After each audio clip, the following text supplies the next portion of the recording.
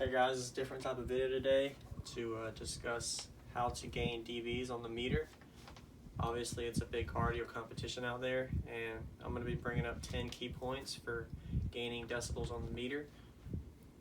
First off, I want to say that this is just due to my experience. This isn't going to say every system can do all of these things to make your system louder or to be gained on the meter. Every day spilling up drain.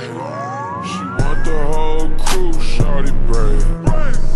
When the money talks, what is there to say? First thing and foremost I want to mention is I definitely highly suggest getting a meter. Whether you get the cheap small mobile one that goes to your app or you get the term lab that hooks to your laptop. That's going to be a major one that you're going to want to get. The reason I say this is that $300, $400 mobile one to $800 is going to be cheaper than a full rebuild, especially if you're doing a wall. So just in wood and testing, and even a whole sub amp change is going to make you change on your actual amount of money you spend. So realistically, in my last build, if y'all see my last video, I'll put it at the end of this video, is I actually instead decided of getting a new meter instead of changing my system. So hopefully that influences you maybe to say, okay, well maybe this $400 meter is cheaper than me doing a whole rebuild. Now it goes on to my number 2 topic of discussion, the HVAC 3M tape. As you've seen in my video, if you've seen it, this tape has helped gain on the meter the way that the waves travel on the tape is a lot easier for the waves to travel for the decibels than it does on wood. That's just out of my experience. I can't explain it, but they call it DB tape. So definitely recommend, if you can, use DB tape, especially in the edges and corners of your box or near the port area, as well as where you're putting the meter. So if you're putting the meter on the dash, then you want to get some kind of HVAC tape right underneath the meter area. That way that the waves can travel and hit that area or that location. Number 2, 45s in the box as needed. So 45s in the box can go up and down depending on where your box specs are already built. Some box specs are going to be already built to the design of the subwoofer, so if you add 45s, you're going to lose enclosure space, and that's going to lead to you actually losing. So this goes back to using the meter and adding 45s and seeing if you gain. Another thing about 45s is the way airspace travels. So when you have the 45s in it, it's taking away dead space in the corners. So with 45s, it allows you to have no dead space. Number 3, smooth surfaces. It allows airflow to move better. Goes with 45s, same thing with smooth surfaces.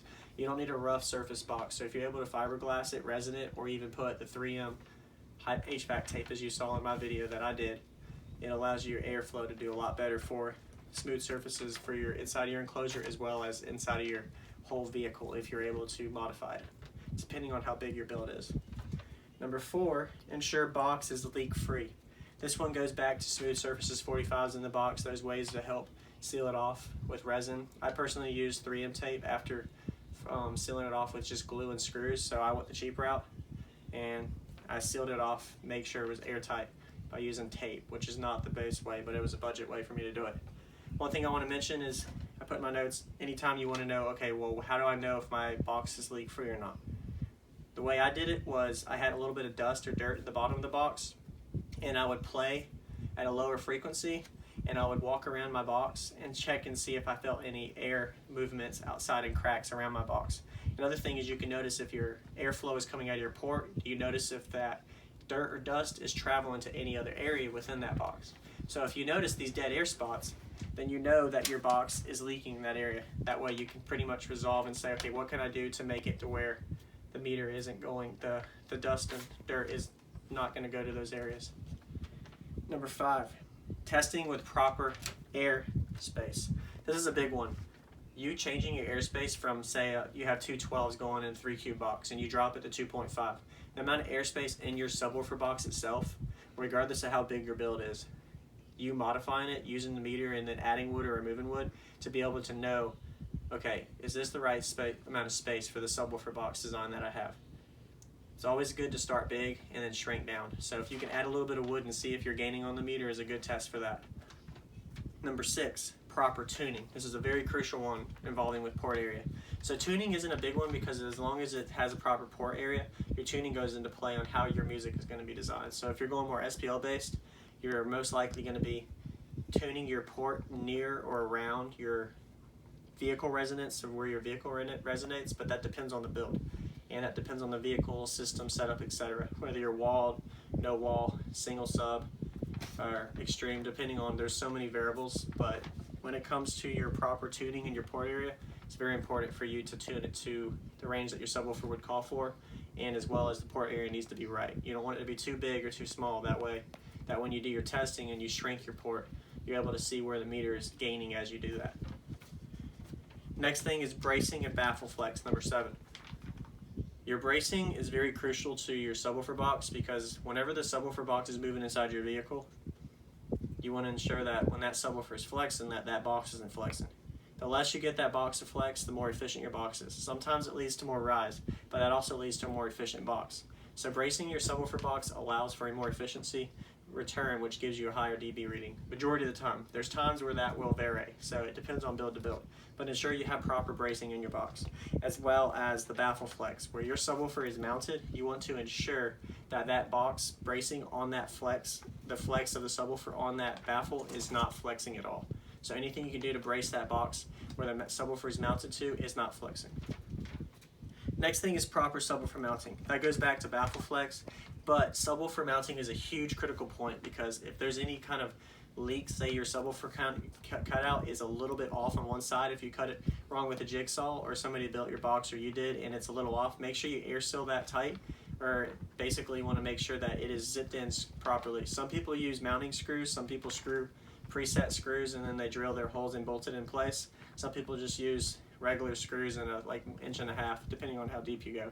I personally use 3-inch screws, hex screws, and I just screw it through. It holds about 65-pound subs up right. But you want to ensure that your subwoofers are properly mounted and not in any kind of orderly fashion where your subwoofer, while it's playing full tilt, when you're metering and your sub is moving. And that happens in cases where people don't have their subwoofer mounted properly on the box, and that allows for them to actually lose. Number 9, electrical. Electrical is a big one. I got 2 stars on this one. Your battery, your alternator, even your wire and ground. You want to check your wires. Even if you think they're good, go ahead and check them. Make sure your grounds are right. It's better to have more grounds than not enough. And just because you ground something on your vehicle doesn't mean it's grounded right. You want to ground to the engine block. You want to ground to the alternator chassis casing. And if you can, do 2 grounds ran from the chassis to the engine block, and also to the alternator casing, and then from the alternator casing, run it all the way to your batteries in the back. If you don't have any back batteries, rear batteries for your system, and you're trying to compete, I recommend doing at least 1 battery in the back, because usually when you're in competition, you're going into a little bit more extreme levels of cardio, so you need a second battery in the back. So grounding is a big one. Electrical, if you're dropping into the 12s, or even 11 volt range and competing, you going up into the 13, 14 volt range just by adding another battery or another alternator is going to be a way big difference in your decibel reading. You're adding more power to your supply to your alternators, and you're allowing more power to go to your subs, which is going to lead in a louder decibel reading. So investing in that electrical is going to be a huge crucial part to you gaining decibels on the meter. Number 10 and final one, seat placement, people, port location. This is another major one that I want to point out. When you're metering, the location of your subwoofers, the location of your port, normally driver-sided port if you're walled, or port facing the rear, subs facing up, in a no wall, is best return rate for decibel reading. Just in SPL in general, we've noticed that, at least I have. The people sitting in the seats will affect your reading on your meter. So just having someone sitting in the front seat or sitting in the driver's seat will affect your reading. So do testing with the meter if you can to find out where the best fit is. So if you have somebody in the seat and you're losing the meter, that means you don't need them. Maybe you sitting in the seat, driver's seat, and revving your engine, which is what I do because I give a better alternator charge, you get a little higher reading. I went up 0.3 decibels, that's 3/10 just from revving my engine and my alternator in order for me to get that full tilt to clipping for the meter. And also I mentioned seat. The reason I mentioned seat is your seat location does affect the actual output to the decibel reading. So if you move your seat up maybe 2.5, 3 inches, and then you move your headrest down or up, or you even take it out, stuff like that's going to make a difference on the reading. It might be tenths, but tenths add up. So those are the top 10 things that I have on my list that I've done, and I started the build out. If y'all watched the video, I'll be sure to put it at the end.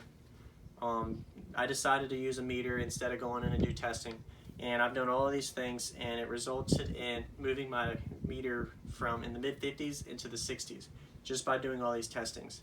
I kept the power the same. I decided, all right, I'm going to go with the meter. I'm going to spend the money on the meter instead of a rebuild. And I ended up gaining multiple decibels just by doing all this testing. My build may not look the prettiest, but it's loud and I feel good about it. So if y'all have any questions regarding decibel reading on the meter, anything I said that may have been off or you have a question about, feel free to ask. This video is a little different. It's normally cardio stuff, but this one I felt like people were asking me about, hey, what did I do different on the setup? So I hope this helps some of you guys. Be sure to give it a thumbs up and like, subscribe if you haven't, and thanks for watching. This is Jake Follow Out. I got codeine in my cup, you can bet your ass I'm sipping. Groupies fall in love, I'm like, bitch, you must be tripping. I'm just trying to fuck, and she just need tuition. While you trying to stunt, you need to play your own position. Never gave a fuck. When the money talks, what is there to say? Blow away, watch it blow away. When I die, I can't take it to the grave.